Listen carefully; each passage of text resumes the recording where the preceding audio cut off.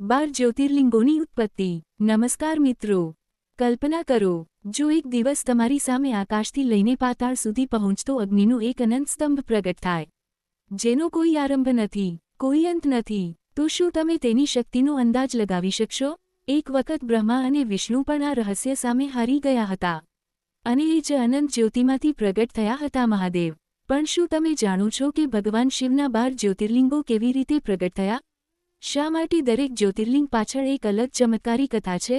આજે આપણે જાણીશું 12 જ્યોતિર્લિંગોની રહસ્યમય ઉત્પત્તિ।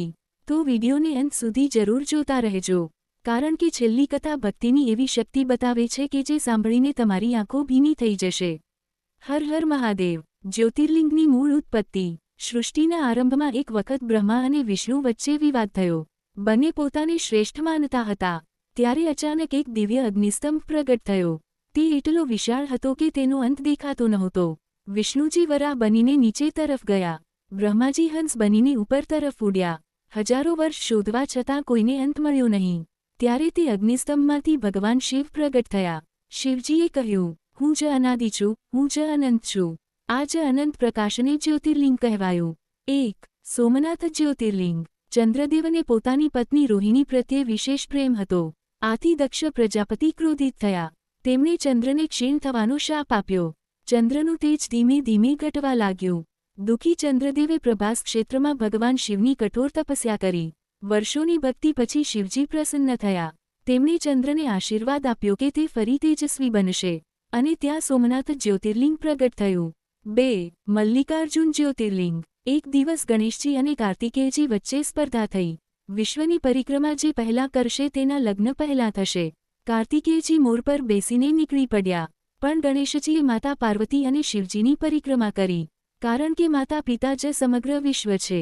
ગણેશજી વિજેતા બન્યા। કાર્તિકેયજી દુઃખી થઈ શ્રીશૈલ પર્વત પર ચાલ્યા ગયા। તેમને મનાવવા શિવ અને પાર્વતી ત્યાં આવ્યા, અને મલ્લિકાર્જુન જ્યોતિર્લિંગ તરીકે સ્થાયી થયા।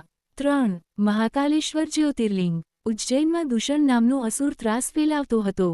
ભક્તો અને ઋષિઓ ભયભીત હતા।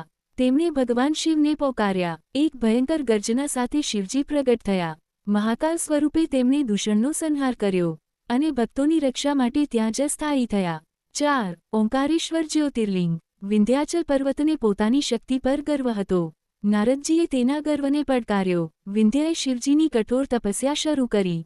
શિવજી પ્રસન્ન થયા। તેઓ ઓમના દિવ્ય સ્વરૂપમાં પ્રગટ થયા, અને ત્યાં ઓંકારેશ્વર જ્યોતિર્લિંગ સ્થાપિત થયું। 5. કેદારનાથ જ્યોતિર્લિંગ। મહાભારત યુદ્ધ પછી પાંડવો પાપમુક્તિ ઈચ્છતા હતા। તેઓ શિવજીને શોધવા નીકળ્યા, પણ શિવજી તેમને મળવા માંગતા નહોતા। તેમણે બળદનું રૂપ ધારણ કર્યું। ભીમે બળદને પકડવાનો પ્રયાસ કર્યો। બળદ જમીનમાં સમાઈ ગયો। તેની પીઠનો ભાગ કેદારનાથમાં પ્રગટ થયો, અને ત્યાં જ્યોતિર્લિંગની સ્થાપના થઈ। 6. ભીમાશંકર જ્યોતિર્લિંગ। ભીમ નામનો અસુર દેવો અને ઋષિઓને ત્રાસ આપતો હતો। ભક્તોની પ્રાર્થના સાંભળીને શિવજી પ્રગટ થયા। એક ભયંકર યુદ્ધ થયું। અંતે શિવજીએ ભીમનો વધ કર્યો, અને ત્યાં ભીમાશંકર જ્યોતિર્લિંગ પ્રગટ થયું। 7. કાશી વિશ્વનાથ। કાશીને ભગવાન શિવનું સૌથી પ્રિય ધામ માનવામાં આવે છે। કહેવાય છે કે પ્રલયકાળમાં પણ કાશીનો નાશ થતો નથી। ભક્તોને મોક્ષ આપવા શિવજી વિશ્વનાથ સ્વરૂપે અહીં નિવાસ કરે છે। 8. ત્ર્યંબકેશ્વર। ગૌતમ ઋષિ મહાન સંત હતા, પરંતુ તેમના પર ખોટો આરોપ મૂકવામાં આવ્યો। તેમણે શિવજીની કઠોર આરાધના કરી। શિવજી પ્રસન્ન થયા। તેમણે ગંગાજીને ગોદાવરી રૂપે પૃથ્વી પર ઉતારી, અને ત્ર્યંબકેશ્વર જ્યોતિર્લિંગ પ્રગટ થયું। 9. વૈદ્યનાથ। રાવણ ભગવાન શિવનો મહાન ભક્ત હતો।